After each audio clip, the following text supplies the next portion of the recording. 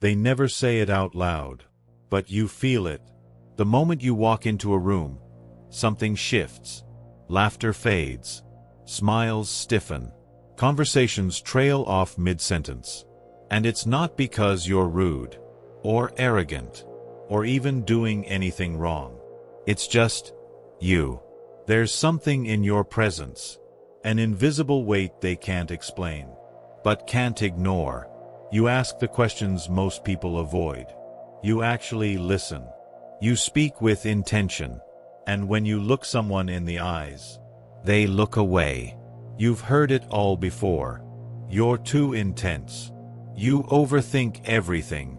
You take things too seriously. But what if that's not a flaw? What if it's power? Just like Carl Jung believed. Your presence isn't loud, but it's charged. Not with fluff, not with ego, but with a kind of silent truth that makes others uncomfortable. People aren't afraid of you. They're afraid of what they see reflected back. Their own insecurities, their masks, their fear. So they withdraw. They talk behind your back. They keep their distance. Not because you're dangerous, but because your energy is. And not in a bad way. In an honest way. Carl Jung spent his life studying this. The psychic energy that radiates from those who faced their own shadow and come out the other side more whole. This video reveals 13 signs. Your aura might be silently overwhelming, not because you're broken, but because you're rare. And in a world addicted to comfort and illusions, rare is terrifying. Most people think of an aura as light, colors, vibes. But Jung, he saw something much deeper. To him, your aura wasn't something mystical. It was psychological. A current of energy, shaped by your thoughts, emotions, and, most of all, your unconscious. And it speaks before you do. It enters the room before you say a word. It colors the silence. It affects the air. He called it the unconscious transmission of the self. And the more you integrate your shadow, your pain, your shame, your truth, the more powerful that transmission becomes. People feel it.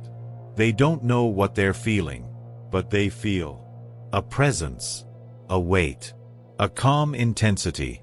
Even your stillness holds meaning. Even your silence says something. And not everyone is ready for that kind of conversation.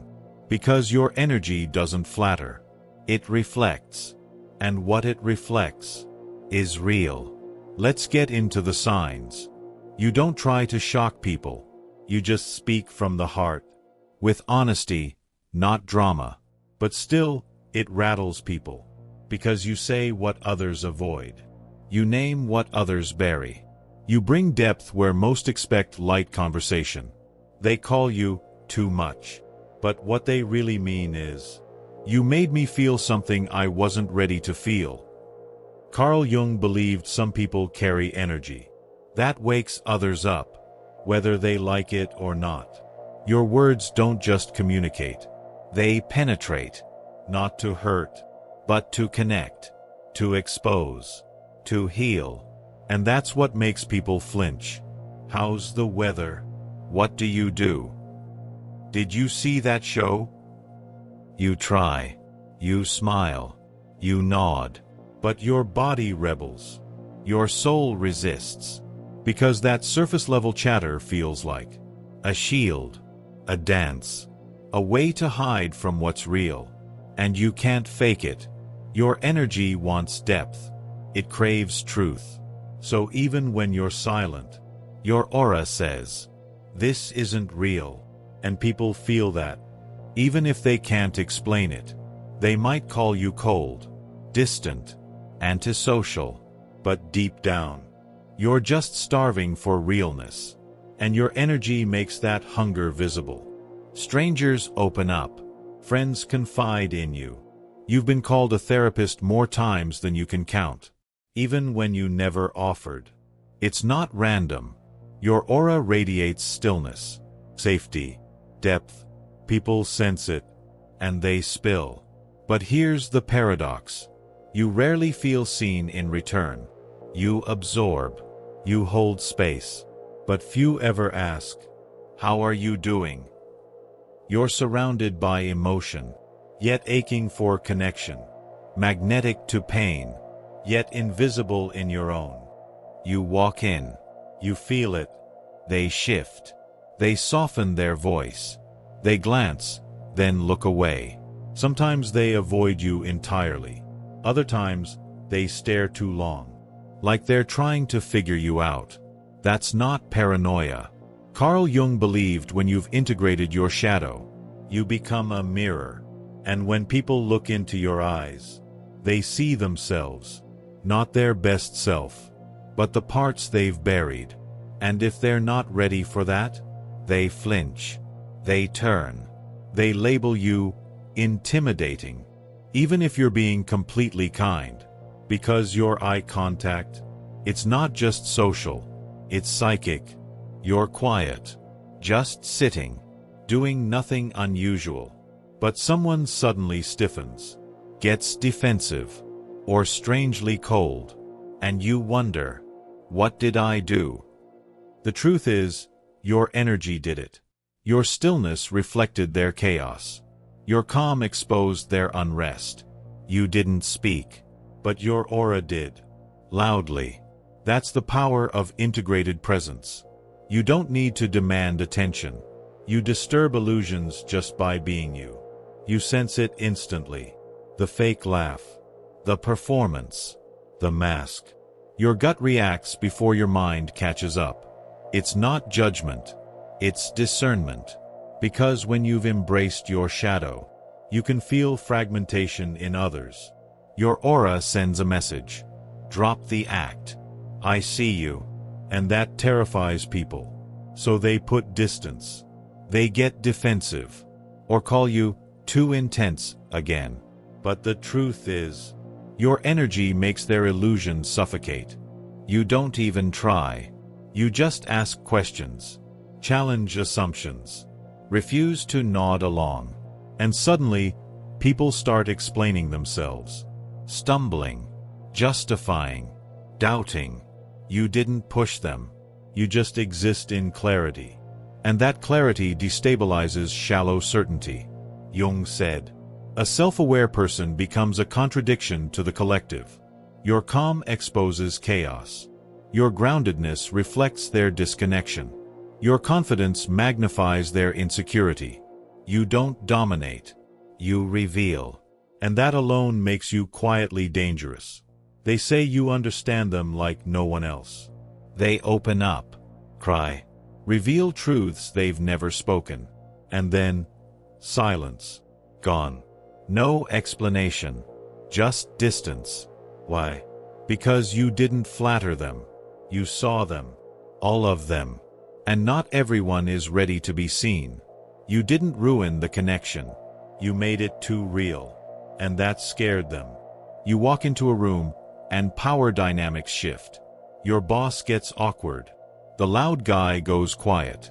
The dominant one loses rhythm. Why? Because your energy says, I cannot be controlled. You don't say it. You radiate it.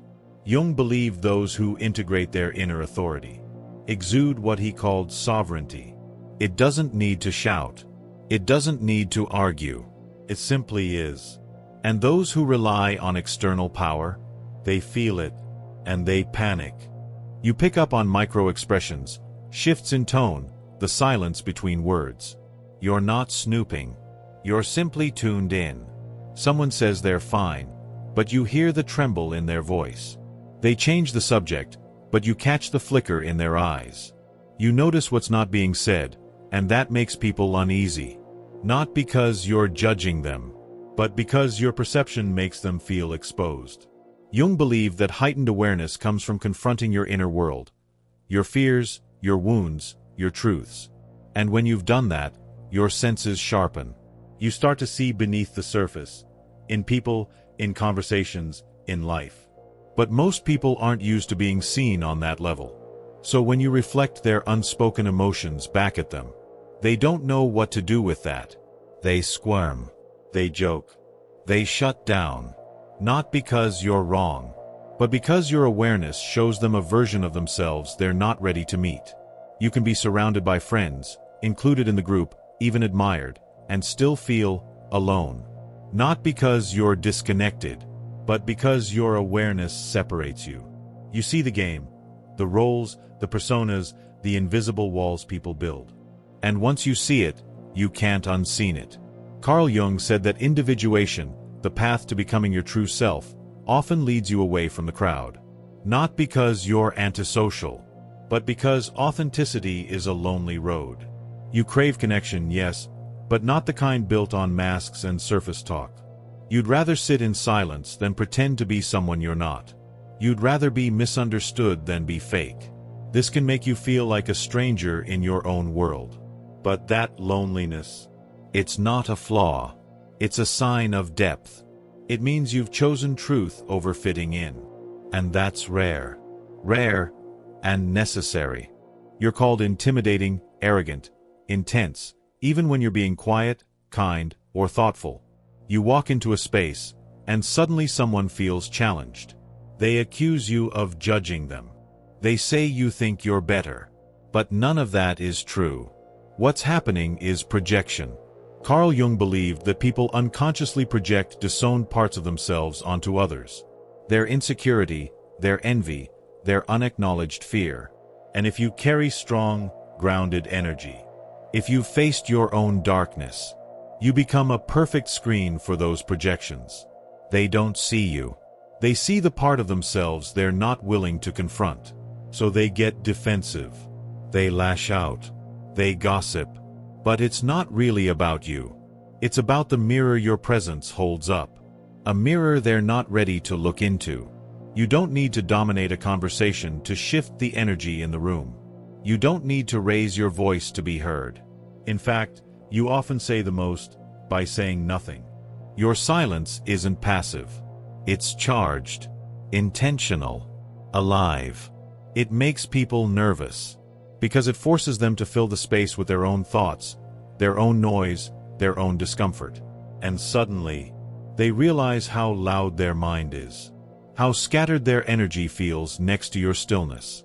Jung believed that true power lies in the unconscious, and those who tap into it radiate a calm that feels unshakable.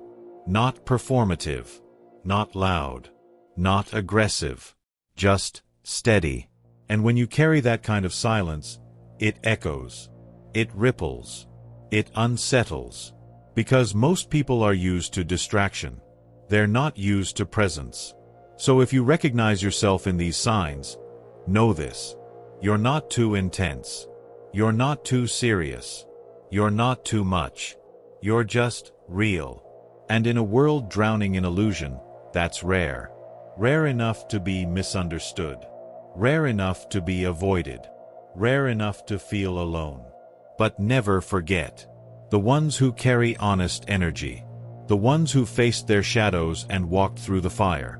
They change rooms without speaking. They change lives without trying. Because they carry what Jung called the true self.